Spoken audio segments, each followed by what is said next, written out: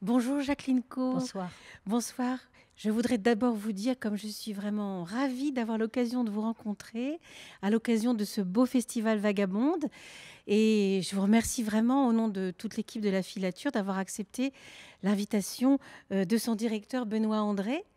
Vous avez fait bon voyage? Mais c'est moi qui suis ravie d'être ici et de découvrir la filature et puis de participer à ce magnifique festival. Oui, je suis ravie. Alors, nous allons parler évidemment du film, du documentaire pour lequel vous êtes venu. Mais tout d'abord, j'avais envie de vous demander, en lien avec ce que vous êtes maintenant, réalisatrice, passionnée de musique arabe, de musique tout court, de musique, on va dire, expérimentale, de techno, qu'est-ce que vous repérez dans votre enfance, dans votre parcours de jeune fille, d'adolescente? Quel marqueur vous voyez dans l'éducation que vous avez reçue euh, qui vous a amené à être la femme que vous êtes, engagée? Ah, c'est très important, ces questions de début, en effet, de démarrage, parce que ben là, je vais saluer l'éducation nationale, parce que c'est grâce à l'éducation nationale qu'à 12 ans, j'ai fait cette découverte majeure de la musique, alors que j'étais dans un milieu familial qui n'était pas du tout intéressé par les questions d'art. Je vivais dans un milieu extrêmement populaire et tout à coup, j'ai eu la chance d'avoir une professeure de musique magnifique qui nous a fait découvrir La Nuit transfigurée de Schoenberg. Et moi, là, ça a été vraiment une sorte de révélation, un monde qui s'ouvrait, quelque chose qui quittait enfin le quotidien, les questions habituelles financières et autres qui accaparaient mes parents et qui ne m'intéressaient pas beaucoup, je dois dire. Et j'ai eu aussi en même temps, la même année, une prof de dessin extraordinaire aussi, qui m'a conseillé d'aller, qui sentait que j'avais un intérêt, d'aller à l'époque au musée d'art contemporain de Paris. C'est ce qui fait que c'est là que quelque chose a commencé à naître. Et toujours je dis depuis, si on m'invite dans une école, je dis toujours oui. Parce que je ne sais pas, dans la classe qui va être en face de moi, peut-être il n'y en aura que un ou deux qui va être touché, qui fera peut-être pas beaucoup de bruit, qui sera peut-être discret comme j'ai pu l'être à l'époque, mais ça va ouvrir quelque chose. Et donc, c'est resté. Et c'est vrai que ce goût que j'ai pour, je crois, faire le travail de passeur, ça me vient de là. Voilà. C'est-à-dire, si j'aime quelque chose, je dois pouvoir donner les clés ou entrouvrir la porte, mettre le pied pour pas qu'elle se referme et dire à quelqu'un, à d'autres qui m'entourent, allez-y, poussez la porte, vous allez voir, c'est fantastique. Donc, et ça vient de là. Alors nous en reparlerons un petit peu plus tard, puisque vous allez aussi faire des animations ici, enfin des rencontres avec des élèves de collège, de lycée. Oui. Mais je voulais savoir aussi, donc, dans ces débuts, pourquoi la musique orientale et pourquoi les femmes? Est-ce que votre maman était une militante? Ou vos Oh, parents d'ailleurs, parce que pas du tout. féministes tous les deux? Pas du tout? Oh non, pas du tout. J'étais en grand conflit avec ma famille. Ça a été une enfance très, très difficile. Je pense que je me suis plutôt construite en opposition totale à eux. Ils étaient plutôt racistes, je vais dire. Et il y avait quelque chose dans cette enfance, quand on a 12, 13, 14 ans, de dire jamais ça, je serai jamais comme ça.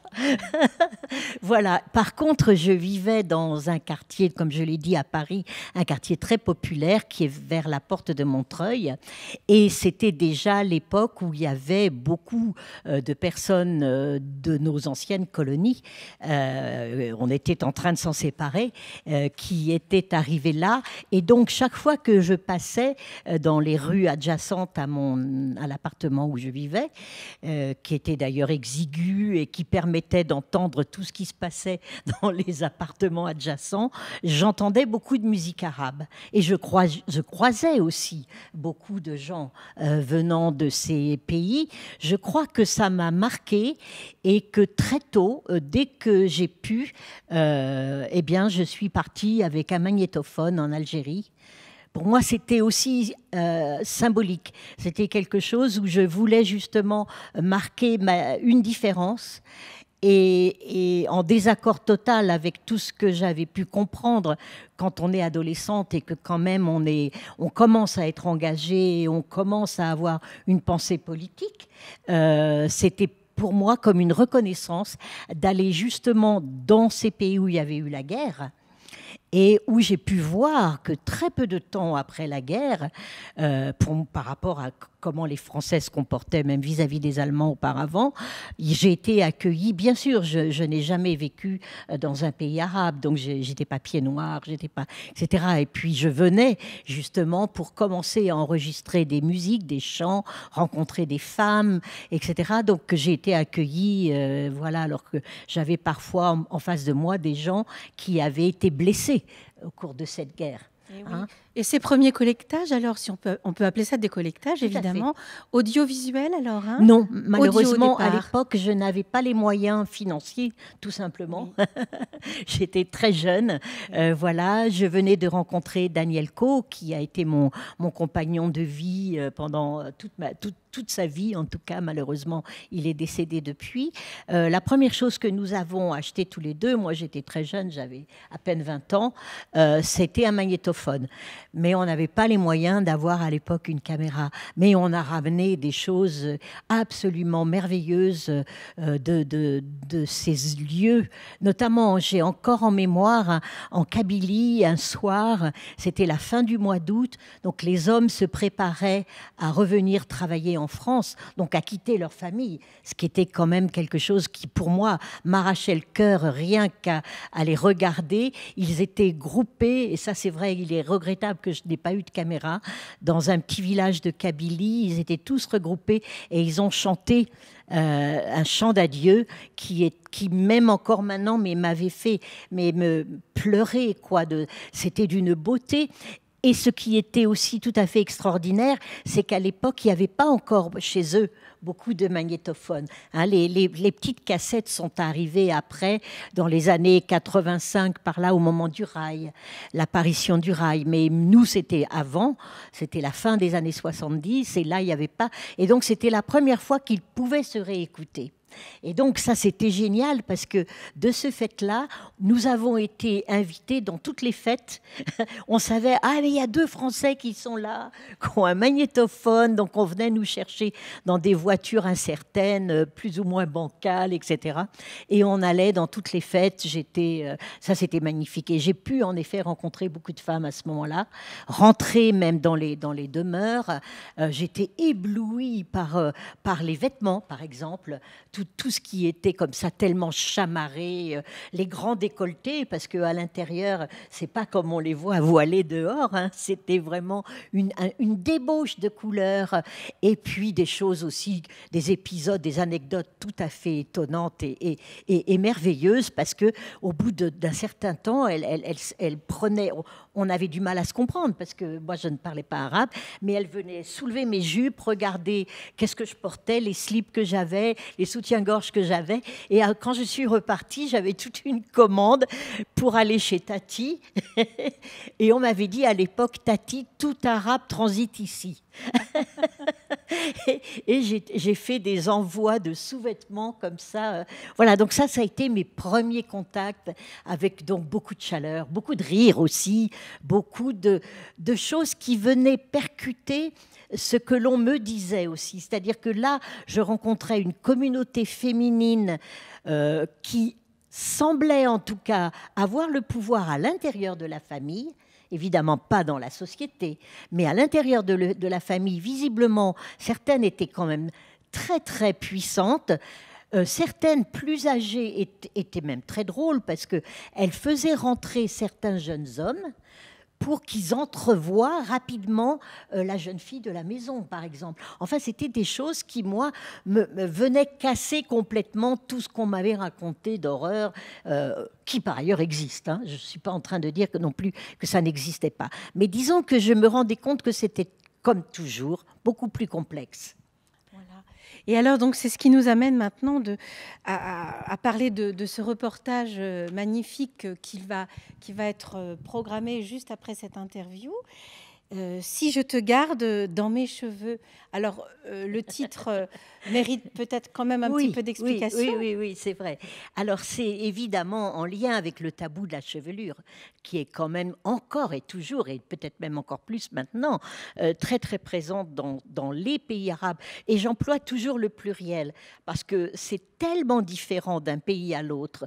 Les musiques aussi, c'est les musiques arabes, c'est pas la musique arabe, parce que vraiment, et même on voit bien, même dans la religion, entre les chiites, les sunnites, les alaouites, etc., il y a énormément de différences. Donc, c'est toujours très réducteur quand on dit la musique arabe. Non, c'est les musiques arabes. Et entre le Maghreb et le Mashrek, il y a des grandes différences. Et donc, en effet, c'est en lien avec un poème d'Ibn Zaïdoun. J'ai repris un de ses vers que j'ai un peu aménagé. Et en effet, si je te garde dans mes cheveux, dans cette parure qu'ont ces femmes qui ont en effet la plupart du temps des cheveux que moi j'envie, évidemment, qui sont merveilleux. Et si je t'attrape dans mes cheveux, si je te séduis par mes cheveux, point de suspension, que va-t-il se passer? Voilà, une fois que je vais t'avoir séduit, voilà, et c'est aussi le démarrage de beaucoup de chansons d'amour, puisque quand même un grand nombre de chants de tous ces répertoires sont en lien avec l'amour. Donc c'est aussi montrer le paradoxe de toutes ces sociétés où d'un côté il y a beaucoup d'interdits et de l'autre côté il y a la danse du ventre. Voilà, donc on navigue souvent comme ça entre des drôles d'écueils, et là aussi qui montrent toute la richesse et toute la complexité. Alors, dans ce film, donc, j'imagine que le tournage, enfin, le documentaire est sorti en 2013. 13-14. Voilà. Oui. Mais les films, les différents reportages qu'il contient sont parfois très antérieurs à la sortie du documentaire. Non. En règle générale, évidemment, ce sont toutes des musiciennes que je n'avais pas pour autant rencontrées, mais dont je connaissais déjà le travail. Hein. Et comme je suis une réalisatrice indépendante, je ne peux pas me permettre, je n'ai pas les moyens, puisque c'est moi qui... Bon, quelquefois, j'ai quand même l'aide du CNC ou de la SACEM ou du FCM, etc. Mais quand même, je mets toujours une partie de mes moyens personnels. Et puis, je tourne comme ça. Hein. Quand les films marchent, eh bien, je peux recommencer à en faire un autre. Mais je ne peux pas me permettre de partir pendant des années ou des mois. Non. Donc, je prépare énormément les choses en avance. Et ensuite, je fais tout dans la foulée. Parce qu'il y a une sorte d'énergie qui fait que, en général, je filme sur 3 semaines. Voilà, un film d'1 h 30, c'est 3 semaines, dans différents pays. Donc, si tout n'est pas préparé vraiment très, très précisément en amont, les rendez-vous pris, parce que je gère aussi l'aspect très pratique, les avions, les hôtels, le matériel, enfin voilà, tout ça, les rendez-vous, les traducteurs. Il faut que tout soit très chronométré, millimétré, je veux dire. Et donc, en effet, j'ai commencé d'abord par Adawaki, qui est cette merveilleuse chirate berbère du Moyen Atlas, dont je connaissais, qui m'avait ébloui parce qu'elle était venue à Paris quelques années auparavant, et j'avais trouvé sa poésie d'une beauté quasi surréaliste, et cette voix qui passe du registre de l'aigu au grave dans un éclair comme ça, je trouvais ça extraordinaire. Donc je voulais vraiment la rencontrer, et j'ai été tellement séduite par cette femme qui est au début de ce film que vous allez voir tout à l'heure. J'ai fait ensuite un film pour elle uniquement, que j'ai appelé Chant d'une rebelle, parce que cette femme, elle est juste fabuleuse, elle est analphabète, mais elle dicte des poésies sur son dictaphone. Voilà, elle est d'une liberté incroyable. Elle se positionne par rapport aux hommes aussi avec quelque chose qui, même encore maintenant, c'est une femme qui a une 60aine d'années, donc ça n'est pas encore Mathusalem. À 14 ans, ses parents ont voulu la marier en disant « mais si on ne la marie pas, celle-là, elle va vouloir chanter, et chanter devant des hommes est quelque chose d'absolument insupportable. Donc, il faut qu'on la mette. Et à 14 ans, elle a été mariée. Elle a refusé ce mariage. Elle est allée voir le juge et elle a fait annuler ce mariage. Ce qui était mais d'un courage inouï.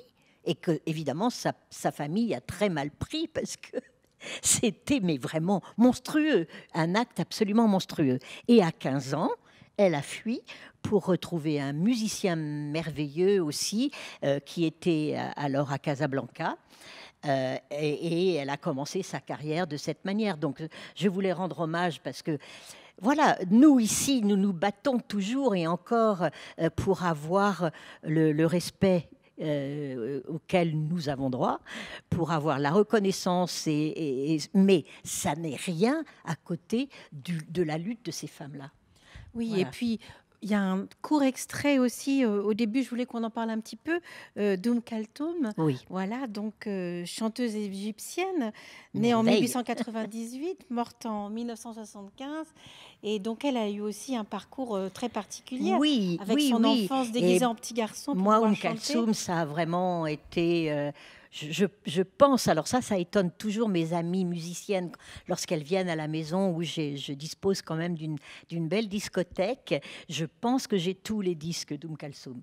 Hein, j'en ai peut-être 200, quelque chose comme ça. Donc, c'est quelqu'un d'extrêmement important. Pour moi, c'est une musicienne que je mets au même niveau que la Calas. Et j'aime bien le dire parce que quelquefois, ça choque.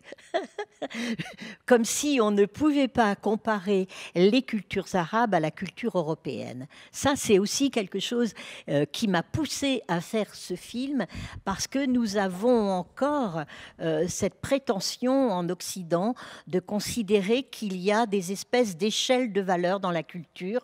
Alors, on a les musiques extrêmement sophistiquées qui m'intéressent aussi. Hein. Moi, bien sûr, je vais écouter Stockhausen, j'ai écouté Boulez, voilà, le son en lui-même m'intéresse, mais c'est pas pour autant que je considère pas Mohamed El Bissati ou voilà ou Kalthoum au même niveau que la Calas. C'est vraiment, en plus, je dirais même qu'elle a une qualité supplémentaire. La Calas, elle interprète. Kalthoum, elle improvise. Donc c'est quelque chose de beaucoup plus risqué. C'est elle aussi qui est le chef d'orchestre, c'est elle qui dirige l'orchestre. On le voit bien d'ailleurs, l'orchestre la suit, l'écoute. Quand elle part dans les ayalis, les improvisations, l'orchestre attend qu'elle redémarre une phrase. Donc en effet, elle a eu une jeunesse qui n'a pas été simple du tout, puisque son père était imam. L'imam du petit village dans lequel elle vivait.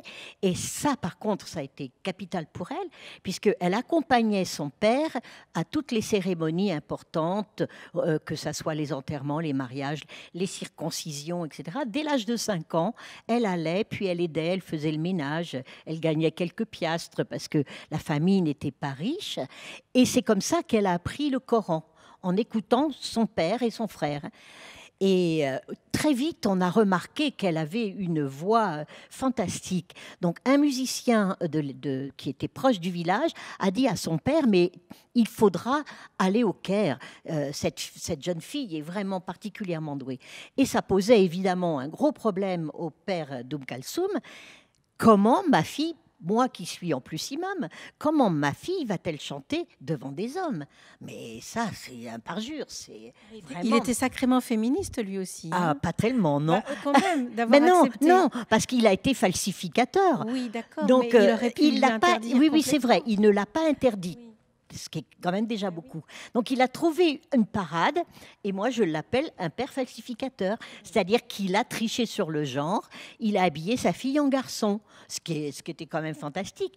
Et il y a Rumi, qui est un très beau poète, qui a écrit à peu près 200 des chansons Kalthoum ensuite, qui raconte la première fois où il l'a vu au Caire, il a vu ce jeune homme sur scène, qui était là, absolument sérieux et tout, et puis il trouvait quand même qu'il se dégageait un trouble, quelque chose d'étrange dans cette personnalité et dans cette voix aussi.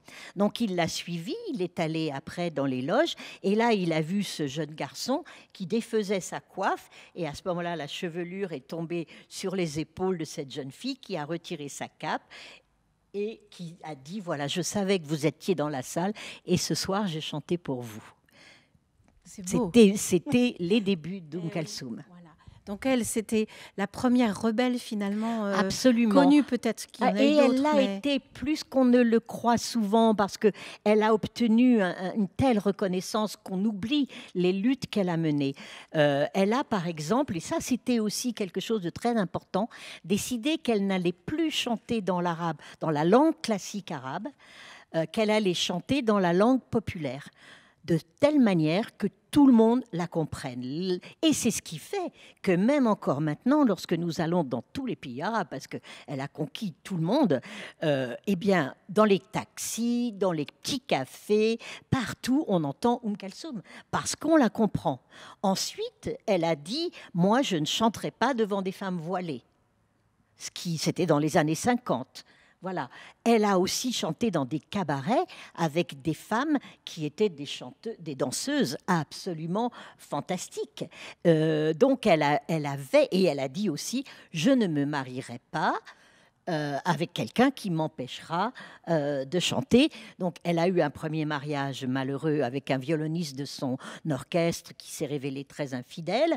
Donc, elle l'a quitté, mais ensuite, elle est restée très longtemps indépendante. Et là, à la fin, je pense qu'elle a fait un mariage plus ou moins de raison avec son médecin, auquel elle a dit, de toute façon, si le contrat, c'est moi qui le romprai si je le décide. C'est pas toi. Alors, il y a une autre femme aussi très inspirante, elles sont toutes inspirantes, qui est née en 1958, c'est Amina Srarfi.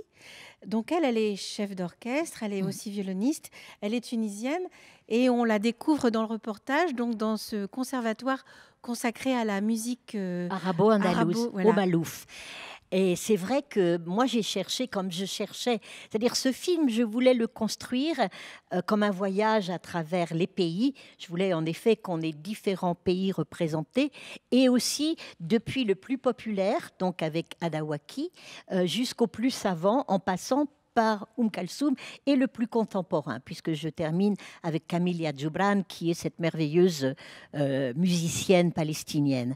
Et donc Amina Srarfi, elle m'a vraiment beaucoup intéressée parce qu'elle a formé dans les années 90, en 92, donc c'était bien avant le printemps arabe, un groupe uniquement de musiciennes, 20 musiciennes, ce qui est vraiment mais quelque chose de très compliqué à mettre au point, parce que la plupart du temps, les jeunes filles vont à faire un peu de musique, mais dès qu'elles se marient, il faut qu'elles arrêtent. Et si vous êtes une troupe qui s'appelle El Azifet, c'est-à-dire les musiciennes, eh bien, vous n'avez pas l'autorisation de votre mari ou de votre frère ou de votre père de partir en tournée. Que va-t-il se passer si ma fille part en tournée? Donc, elle a quand même, malgré toutes ces difficultés, réussi à former un groupe de 20 musiciennes. Elle répète régulièrement, en effet, et elle va aussi dans ce conservatoire, en effet, à Tunis, qui est la Rachidia, qui est un lieu magnifique, où j'ai filmé quelques séquences, où on voit des enfants qui passent avec des tout petits ouds, voilà, qui sont faits à leur taille, et où ils vont commencer à apprendre cette magnifique musique qui vient, en effet, qui est arrivée, qui a toujours un côté un peu nostalgique, parce qu'elle est en effet arrivée avec la retraite des Arabes lorsqu'ils ont quitté l'Espagne. Voilà, et cette musique arabo-andalouse, alors là, on la retrouve déclinée sur tous les pays nord-africains. Voilà, en Tunisie, au Maroc, en Algérie.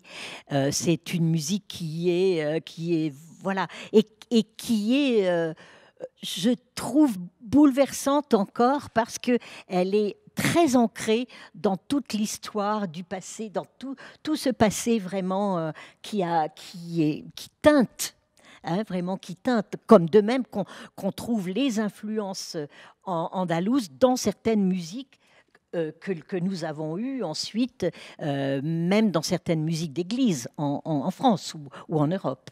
Hein, ça, comme toujours, les cultures essaiment. Hein. Voilà, et c'est formidable. Ça qui est merveilleux, c'est tout ce brassage. Tout à fait. Alors donc ces femmes musiciennes que vous nous présentez, donc vous avez parlé de Camilla Gibran, pardon, je me relis pas bien. Donc elle est auteure, compositeur, interprète. Oui, alors les deux dernières musiciennes voilà. de ce film, l'une c'est Wahed Bouassoud, voilà, qui est une merveilleuse compositrice et musicienne et chanteuse syrienne, qui est arrivée en France à peu près au tout début de la guerre en Syrie. Et qui travaille beaucoup avec des poésies aussi contemporaines, notamment dans certains de ses chants, il y a des poésies d'Adonis, qui est ce merveilleux poète syrien qui vit à Paris. Et Wahed Bouassoud, elle a ce côté encore très classique qui est très très beau à retrouver, mais elle n'a pas que ce registre-là.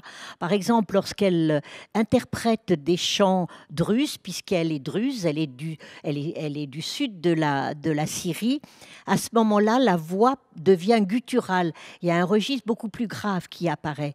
Et par ailleurs, alors ça, je dois dire qu'elle m'a vraiment émue, touchée, bouleversée, parce que la semaine dernière, elle vient de passer et d'obtenir un doctorat en ethnomusicologie sur les chants de deuil.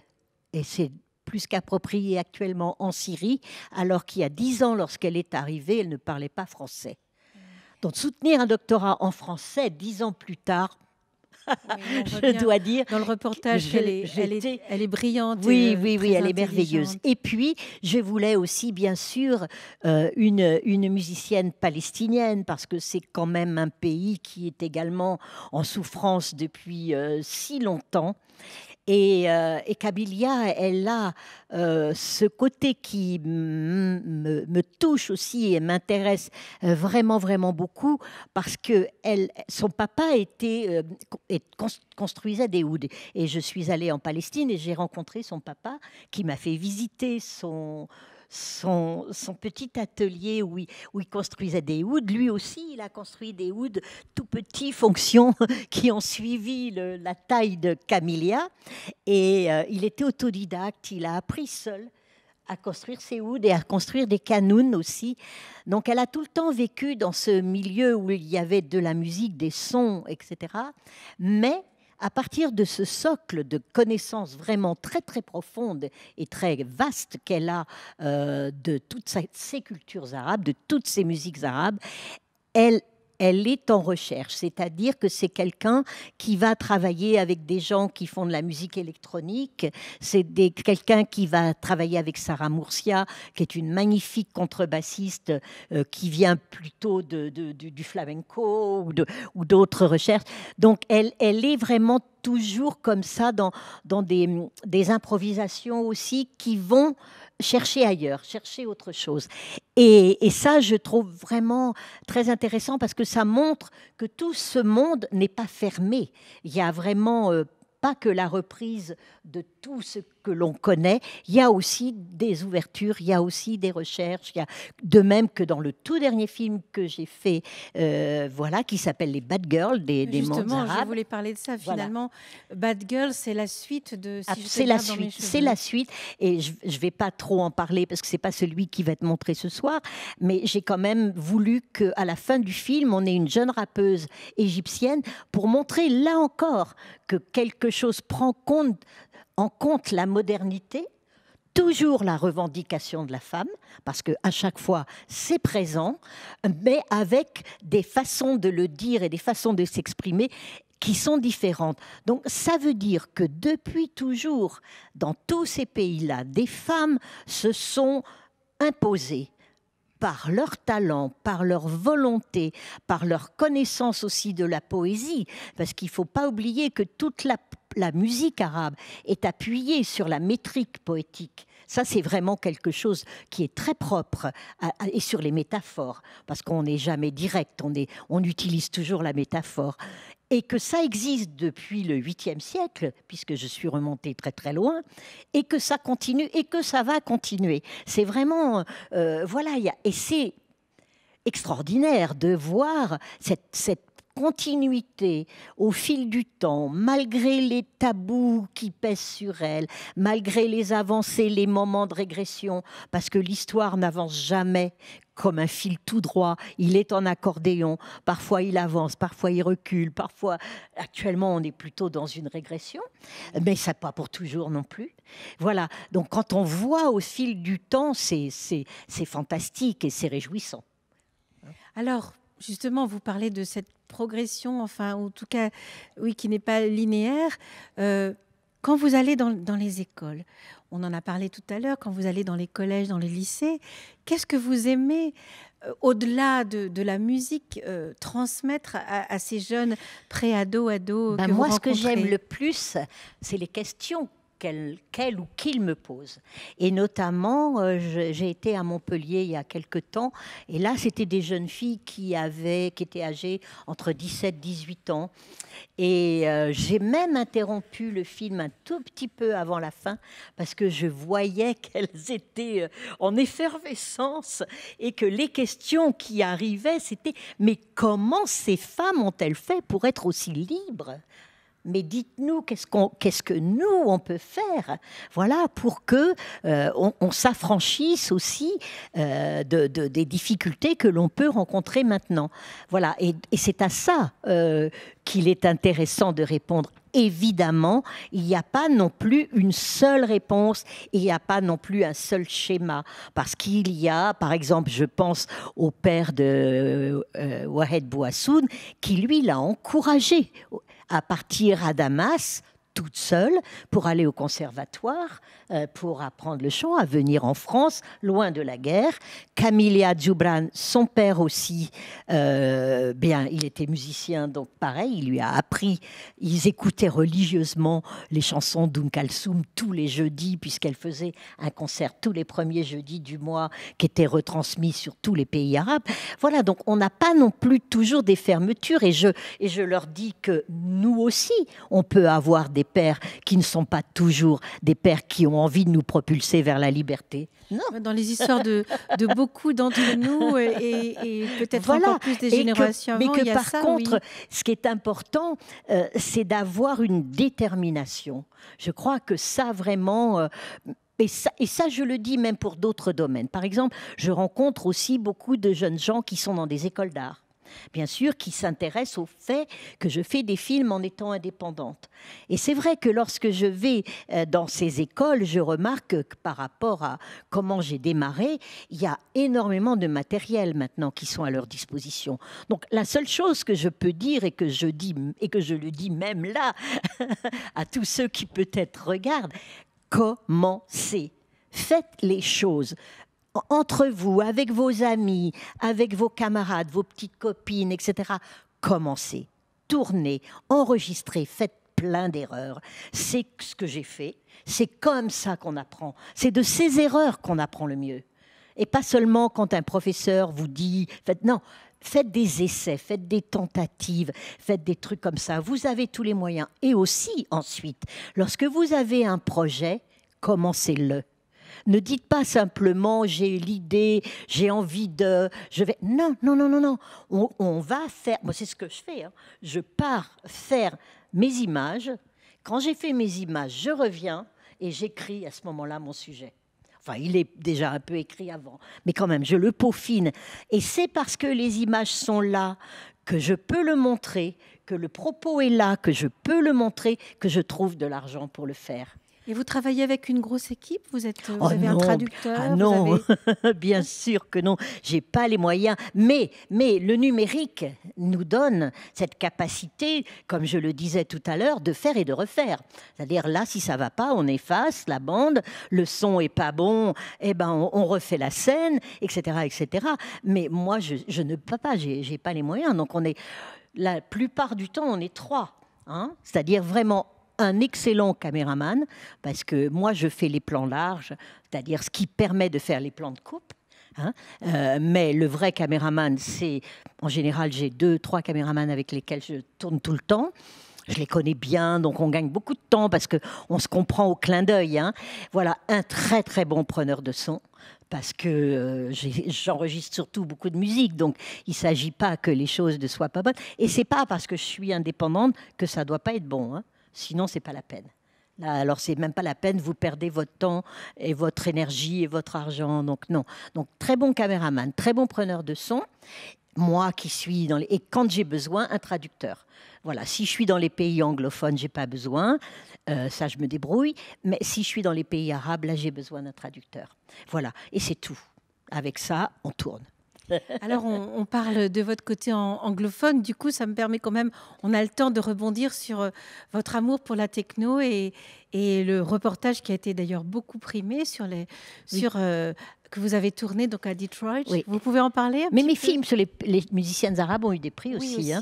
Oui. Mais dites-le. Alors, vous avez eu des prix notamment pour le film qui va passer là. Il a eu en 2014 ou 2015, je ne sais plus, le prix du meilleur documentaire musical attribué par la SACEM. Donc j'étais très heureuse parce que c'est une reconnaissance de mes pairs. La SACEM, c'est quand même... voilà, ça c'était vraiment très important. Et puis j'ai eu l'année dernière un très beau prix aussi par le FILAF, qui est le Festival international des films et des livres sur l'art, qui là m'a donné un prix pour l'ensemble de mes films. Voilà, et ils avaient fait une sorte de rétrospective où ils ont passé 10 de mes films, voilà, pendant 5 jours, 2 films par jour. Et ça, là aussi, c'était vraiment, je le dis, non pas pour me glorifier, mais parce que ça me touche. Voilà, c'était des belles choses pour moi. Et en effet, alors les films sur la musique techno, ils ont reçu beaucoup de prix, c'est vrai. Et il y a un lien commun, parce qu'en effet, tout le monde, beaucoup de mes amis me disent, mais comment tu peux t'intéresser à la fois aux musiques contemporaines, aux musiques répétitives, aux musiques minimalistes, aux musiques arabes, au free jazz et à la techno? Ben, j'ai dit, c'est assez simple. D'abord, une première chose, tous mes films sont des hommages. C'est vraiment, mais je ne m'en suis pas rendu compte tout de suite, hein. C'est après un certain temps que je me suis dit, mais qu'est-ce que je fais là? Je fais un film sur Luc Ferrari, je fais un film sur la Young, mais en fait, c'est quoi? Mais c'est des hommages. C'est-à-dire, en effet, je tiens à rendre hommage à des musiciens qui sont peut-être pas dans la plus grande reconnaissance ou dans la plus grande mouvance, mais qui, pour moi, sont des vrais pionniers. Je pense que je m'intéresse vraiment à ceux qui viennent dans le champ qui est le leur, interroger ce qui s'est fait jusqu'alors pour trouver de nouvelles réponses. Alors même qu'on pense que ça y est, on a déjà inventorié tout ce qui était possible, voilà, comme ce que peut faire Godard de son côté. Vraiment, où cet homme qui a plus de 80 ans maintenant continue encore à chercher d'autres moyens de faire des images, va faire des images avec des portables, etc. Enfin, voilà, il y a quelque chose là qui est vraiment le goût de la recherche, le goût de la découverte. Et quand la musique techno est arrivée, pour moi qui aimais les musiques électroniques à l'époque et les musiques arabes et les musiques répétitives, il y avait tout ce que j'aimais, c'est-à-dire les boucles, la répétition et la trance. Alors la trance, parlez-y. Voilà, la trance, c'est-à-dire quelque chose qui va me faire jubiler, et pas que moi. Il y a quelque chose dans la trance qui est de l'ordre du collectif. Et je me suis rendu compte, là d'ailleurs, j'ai préparé quelque chose autour de la trance qui normalement va être montré à la Fondation Cartier dès qu'on va pouvoir à nouveau se retrouver à plusieurs, parce que c'était tellement difficile d'être solitaire que j'avais besoin de rejoindre du collectif. Et la trance, c'est du collectif. Un partage. C'est un partage. C'est un moment où l'on échappe au quotidien. Et comme je l'ai dit déjà tout à l'heure, moi, le quotidien ne m'intéresse pas énormément. S'il n'est pas magique, s'il n'y a pas quelque chose d'autre qui me fait m'envoler, voilà, qui me propulse vers d'autres horizons, ça atteint vite un niveau qui peut être de l'ennui. Hein. Ça, j'aime pas trop. Donc, voilà. Et j'ai trouvé cette transe aussi, bien sûr, dans la musique techno, c'est-à-dire quelque chose qui, à la fois, fait appel à mon intelligence musicale, parce que la façon dont la musique techno elle est construite, notamment lorsque, mais même dans les rêves ou même dans les clubs, il y a une intelligence, surtout tous ces premiers pionniers de Detroit, hein, que ça soit Juan Atkins, Derrick May, Jeff Mills, Kevin Saunderson, c'est vraiment des Plastic Man, voilà, c'est des vrais créateurs. Ils s'adressent à mon esprit et ils s'adressent à mon corps. Parce que moi, j'aime bien exulter, j'aime bien danser, j'aime bien, voilà, la fête. Et donc, là, dans toutes ces musiques-là, et dans les musiques arabes aussi, Kalsoum, elle m'amène à la transe. Warda El Jazair, elle m'amène vers la transe. Voilà, Shira Rimiti, elle m'embarque. C'est ça, et c'est ça qui est plus que l'intelligence froide d'un musicien comme Boulez. Voilà. Hein, qui pourtant a eu du mal à ouvrir les portes des institutions françaises à ces cultures. Et ça, je dois dire aussi que ça a été également une des raisons qui m'a poussée à ma petite mesure à faire ces films-là, parce que je trouvais que ces cultures-là, notamment même la musique techno, c'est pas considéré comme sérieux. Du moment qu'on danse, c'est pas bien. Voilà, c'est impur, hein, vraiment. Ça, c'est impur. Et les musiques arabes, alors ça, là, vraiment, alors, les musiques indiennes, oui. Musique africaine, encore un peu. Alors, les musiques arabes, ça, vraiment. Je pense que là, on n'a pas réglé. Il y a quelque chose qui n'a pas été réglé de nos colonisations. C'est-à-dire, on a encore, c'est toujours un peu dur de dire ça, mais j'ai pas peur de le dire, un racisme culturel qui fonctionne encore chez nous. Hein, sans parler de l'autre racisme.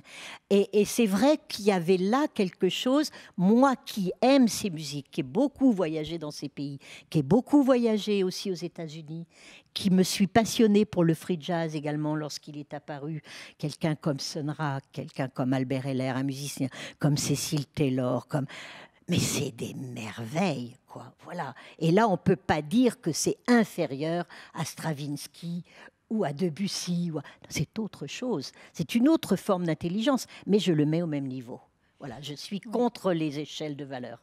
En tout cas, ce racisme-là, il n'existe absolument pas dans Vagabond et pas à la filature, parce qu'on accueille vraiment tellement non, je ne dis pas que c'est partout, non, mais bien pas sûr, du tout. Mais pas du tout, c'est pour dire qu'on a cette chance à Mulhouse, et puis il ne fallait pas louper le coche à Mulhouse, parce qu'on est dans une ville, de toute façon, qui est multiculturelle. Absolument. Donc et c'est pour ça que je suis toujours heureuse, justement, lorsque je peux venir dans des lieux comme ceux-là, ou m'inscrire, ou qu'on veuille bien m'inscrire dans des festivals comme ceux-ci, parce que ça correspond vraiment tout à fait à ma démarche et à la raison qui me pousse toujours à avoir envie de faire encore un film.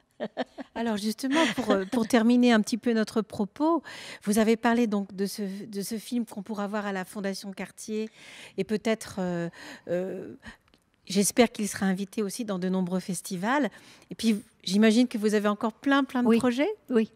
Alors, vous pouvez en parler un tout petit peu ? Non, là, pour la transe, pour l'instant, ça n'est pas encore un film. D'abord parce que je n'en avais pas les moyens. Puis, je pouvais tout simplement pas aller filmer puisque tout le monde était vraiment enfermé. Donc, non, là, j'ai travaillé avec soit des fragments de films que moi, j'avais fait, soit d'autres fragments de films que j'avais à la maison. J'ai plutôt fait ce que j'appelle un bout à bout. Voilà, mais il y aura quand même des images. Et puis, je vais raconter cette histoire aussi qui est depuis la mania grecque, les cirques turcs, la tarentelle italienne, le duende espagnol, le tarab nord-africain. Voilà, j'ai pris là juste le bassin méditerranéen. Et avec ça, j'ai déjà 1h30. Mais ensuite, je peux aussi tout à fait parler de la trance dans la techno. Ça ne me dérangera pas non plus. Voilà. Et peut-être, mais c'est vrai que c'est pas facile. Les femmes dans les musiques électroniques, ça, je pense que c'est un sujet qui me déplairait pas. Voilà. Ben écoutez, on vous remercie. Peut-être qu'il y a des questions, pas du tout, parce qu'on a un petit public. pas de questions qui émanent du public. On va vous remercier infiniment, Jacqueline. Mais c'est moi, c'est moi. Et puis souhaiter à nos téléspectateurs ou spectateurs, on va dire, de visionner avec délice ce documentaire qui dure 1h20. 1h20. Voilà. Puis on essaiera peut-être de mettre sur la page Facebook, je pense, un peu des références par rapport à tous les musiciens. Ça, je peux très facilement donner une liste, en effet, où là, je peux parler de certains disques où je suis absolument certaine qu'on ne peut pas être déçu. Voilà. Et moi, je tiens par contre à remercier toutes ces femmes merveilleuses que j'ai pu rencontrer. Et c'est ça qui est extraordinaire lorsque l'on a la chance de pouvoir réaliser un film, c'est toutes les rencontres qu'on peut faire. Parce que comme toujours, il se crée quelque chose lorsque l'on travaille ensemble. Même si on se voit, même si je les rencontre à des concerts, etc., le moment où nous avons travaillé ensemble pour élaborer une séquence, c'est quelque chose de particulier qui développe une amitié. Voilà. Et ça, c'est quelque chose qui est très précieux pour moi aussi. Voilà, et puis demain, vous aurez plein de rencontres de nouveaux riches avec aussi un message à donner aux garçons, aux filles, un engagement féministe aussi. J'aime bien. C'est très important aussi pour moi de rencontrer des gens jeunes parce que moi, de mon côté, j'ai des questions aussi à leur poser. C'est-à-dire, comment voient-ils l'univers dans lequel ils sont en train de rentrer ? Qui évidemment n'a rien à voir, mais rien à voir avec celui que j'ai vécu. Voilà. Et je suis étonnée, par exemple, de voir certains jeunes de Polytechnique et certains jeunes de certaines écoles de commerce m'ont invité pour que je vienne parler des labels indépendants des musiciens techno. Et j'étais très surprise. Mais pourquoi ? Et pour eux, ils disent, mais voilà, nous n'allons pas vivre comme nos parents ont vécu.